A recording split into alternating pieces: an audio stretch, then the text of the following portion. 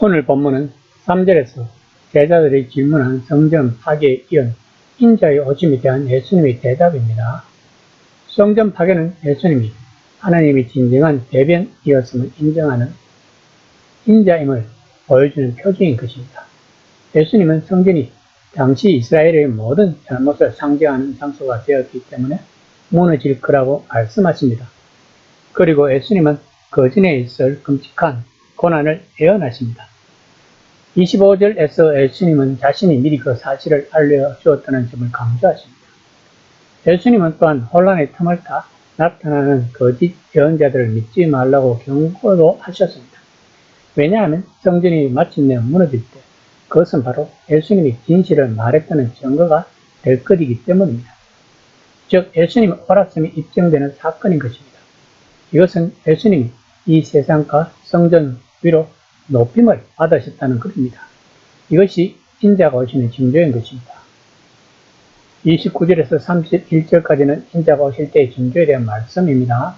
이 본문은 마태복음에만 있는 말씀입니다. 24장 29에서 30절입니다. 그날 환난 후에 즉시 해가 어두워지며 달이 빛을 내지 아니하며 별들이 하늘에서 떨어지며 하늘의 권능들이 흔들리리라. 그때 인자의 징조가 하늘에서 보이겠고 그때 땅의 모든 족속들이 통곡하며 그들이 인자가 구름을 타고 능력과 큰 영광으로 오는 것을 보리라. 예수님은 이사야 예언자의 말을 인용했습니다. 당시의 사람들은 이사야 글을 읽으면서 실제로 하늘에 있는 해, 달, 별에 대한 이야기가 아님을 분명히 알았을 것입니다. 이 글의 의미는 커다란 사회적, 정치적 격변이 일어나리라는 예언으로 다들 알고 있었던 것입니다. 즉, 인자가 올 때는 온 세상이 혼란에 빠진 것처럼 보인다는 것입니다. 그리고 인자가 오시는 모습은 다니엘 7장 13절을 인용한 것입니다. 다니엘서의 이 말은 이 특별한 인물이 내려오는 모습이 아니라 올라가는 모습을 말하는 것입니다.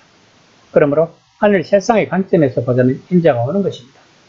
다시 말하면 땅에서 하늘로 가는 것입니다. 이런 의미에서 인자의 오심은 하늘에 체류하다가 땅으로 돌아오는 것이 아니라 인자가 올라가는 것, 인정받는 것, 인자의 고난이 헛되지 않았음을 보여주는 것입니다.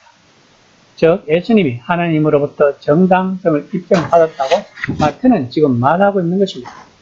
그러면서 예수님을 무화과 나무의 비유 이야기를 하십니다. 24장 32에서 33절입니다. 무화과 나무의 비유를 들어라. 그 가지가 연하여지고 잎사귀를 내는 여름이 가까운 줄 아나니 이와 같이 너희도 이 모든 일을 보거든 인자가 가까이 곧 문 앞에 있는 줄 알라. 무화과 나무는 잎보다 먼저 꽃이 피고 이런 열매를 맺기 시작한다고 합니다. 따라서 잎이 피면 이런 열매를 거두는 여름이 가까이 온 줄 알았다고 합니다.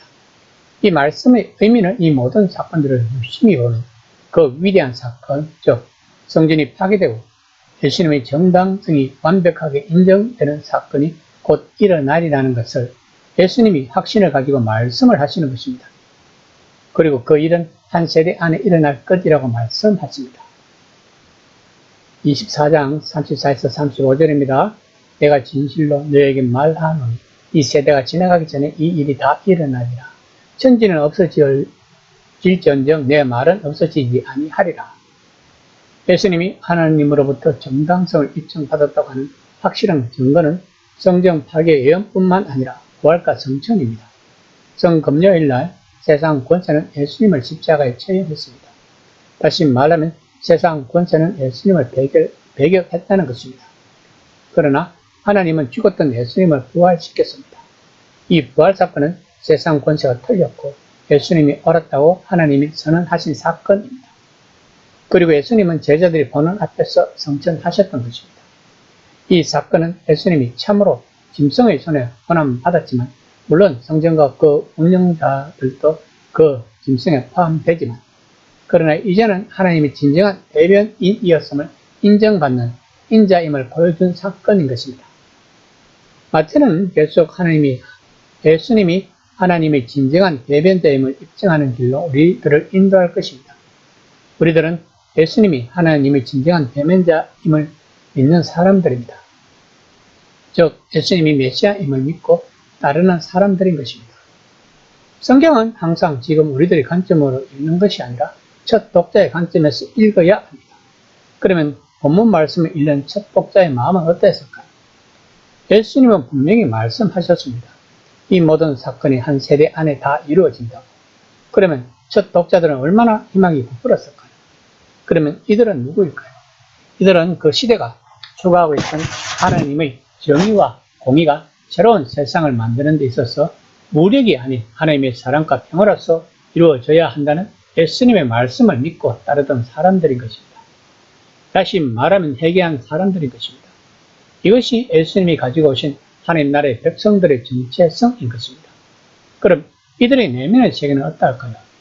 아마도 이들은 하나님에 대한 사랑과 그 은혜에 감사함으로 항상 기쁨과 즐거움과 감사가 그들의 생활에서 묻어났을 것입니다. 그러면 오늘날 우리들도 예수님이 가지고 오신 하나님 나라의 백성이라는 마태오 복음의 첫 독자들처럼 우리들의 삶에서 항상 기쁨과 즐거움과 감사가 묻어나야 하는 것입니다. 우리는 예수님이 가지고 오신 하나님의 나라에 살고 있습니다. 그 하나님 나라를 누리고 못 누리고는 온전히 우리들의 몫입니다. 우리들이 하나님 중심으로 가치관이 바뀌면 우리들은 하나님 나라의 백성으로 살아갈 수 있지만 우리들 중심으로 살아간다면, 즉 가치관이 바뀌지 않았다면 아무리 교회를 다닌다고 해도 그들은 진정 하나님 나라의 백성으로서의 기쁨과 즐거움은 맛볼 수 없을 것입니다. 왜냐하면 세상 사람들이 가치관을 가지고 있기 때문에, 세상 사람들이 걱정거리를 똑같이 공유하고 있기 때문입니다. 이 시간 나는 진정으로 하나님 나라의 백성으로 거듭났는가를 한번 생각해보는 시간이 되었으면 합니다.